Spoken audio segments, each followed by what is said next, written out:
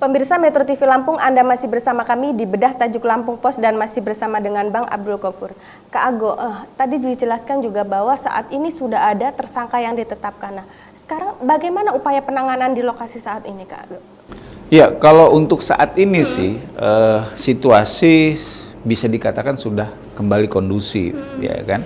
Tapi namanya konflik agraria, konflik lahan itu bisa kita bilang itu sebagai konflik laten ya. Yang konflik laten itu artinya apa? Dalam periode-periode tertentu, kalau ada pemicu-pemicunya, apalagi ada provokatornya, apalagi ada persoalan yang mendasar dan itu belum selesai, itu bisa meletup kapan aja. Nah, makanya yang selain kita memang berharap bahwa mereka yang melanggar hukum ini ya diproses lah sebagaimana hukum yang berlaku ya kan. Tetapi di sisi lain, apa yang menjadi dasar atau apa yang melatar belakangi peristiwa ini itu juga harus diperhatikan. Artinya baik pemerintah, anggota dewan, kepolisian itu juga tidak menampik begitu aja aspirasi masyarakat gitu. Karena ada asap pasti ada apinya gitu ya. Artinya ada yang melatar belakangi seperti itu ya, Pun ya. Ada yang melatar belakangi. Nah, yang melatar belakang ini harus dipelajari kenapa gitu. Walaupun misalnya HGU-nya sudah diperpanjang.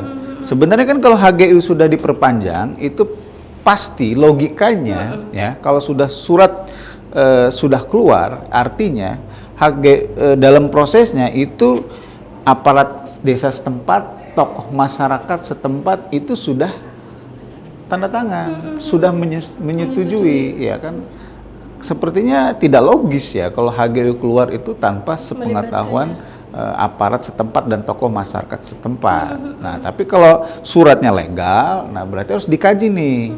Bisa jadi suara elit desa dengan masyarakat itu tidak sinkron, bisa jadi seperti itu.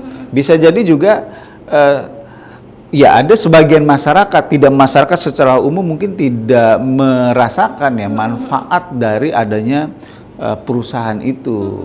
Mungkin corporate social responsibility-nya tidak berjalan dengan baik, masyarakat tidak merasakan faedah, masyarakat tidak merasakan manfaat. Karena biasanya di balik beroperasinya sebuah perusahaan di sebuah wilayah itu wajar kalau masyarakat itu punya ekspektasi, punya harapan, punya keinginan, paling tidak dengan aja perusahaan ini sebagian warganya bisa bekerja, atau ada bantuan sosialnya, ada corporate social responsibility-nya yang mereka terima.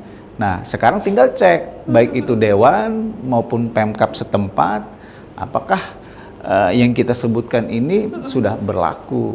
Kalau misalnya sudah berlaku juga, nah bisa jadi memang benar ada provokator gitu. Tapi bisa jadi ya kan, provokator ini kalau tidak ada bahan, kalau tidak ada peluru ini tidak bisa nembak gitu kan. Tetapi kalau di kondisi di lapangan memang CSR-nya tidak berjalan, komunikasi antara elit desa setempat dengan masyarakat secara luas itu tidak berjalan, atau misalnya ada disparitas, ada masyarakat yang diuntungkan dan ada yang tidak diuntungkan sama sekali dengan keberadaannya perusahaan ini, itu tentu bisa menjadi akar-akar persoalan gitu. Jadi di satu sisi kita memang berharap polisi tegas ya, karena apapun namanya pelanggaran hukum itu tidak boleh ditolerir, tidak boleh dibiarkan. Kalau toh nanti ke belakang ada sebagian dari mereka ini kemudian diselesaikan dengan restoratif of justice misalnya, ya monggo silakan.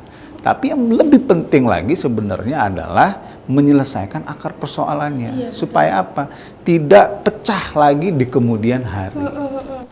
Terus bagaimana Kak solusi yang ditawarkan? Apakah sekarang sudah ada pertemuan misalnya antara kedua belah pihak, menemui massa kah atau dari pemerintah terus anggota dewan untuk menengahi permasalahan ini, Kak? Ya, negara jelas harus hadir dalam setiap persoalan yang terjadi di masyarakat ya.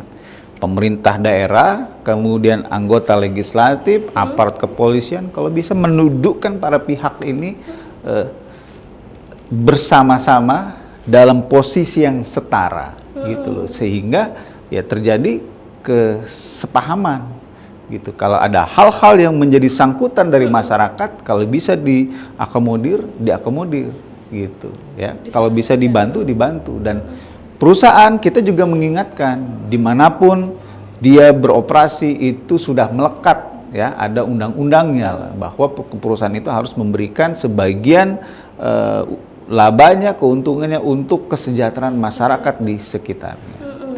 Dan komunikasi yang baik antara aparat desa dengan masyarakat setempat. Mudah-mudahan kalau ibaratnya hal-hal seperti ini bisa dikurangi, diredam, dienolkan gitu. Nah, kalau toh pun ada provokator yang berniat buruk, dia tidak punya bahan, dia tidak punya peluru untuk tembak sana tembak sini.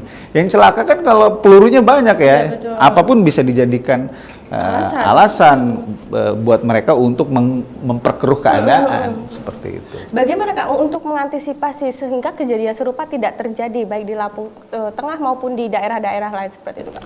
Iya, apa yang terjadi di Lampung Tengah ini seyogyanya itu juga menjadi perhatian semua pihak ya. Tidak hanya di Lampung Tengah tapi di kabupaten-kabupaten lainnya. Karena kalau kita lihat berdasarkan data di website Tanah Kita itu banyak titik konflik lahan, konflik agraria, sengketa lahan yang terjadi di Provinsi Lampung. Jadi harus dibedah secara mendalam. Jangan hanya letter-like melihat dari sisi legal formal saja, tapi dari sisi sosiologinya, aspek sosiologinya itu juga harus diperhatikan. Seperti yang kita sebutkan tadi, seperti itu. Baik Kak Ago, kita jeda sejenak. Pemirsa Metro TV Lampung, di segmen berikutnya kita akan membahas berita apa saja yang hits dan trending topik di multi platform Lampung Pos.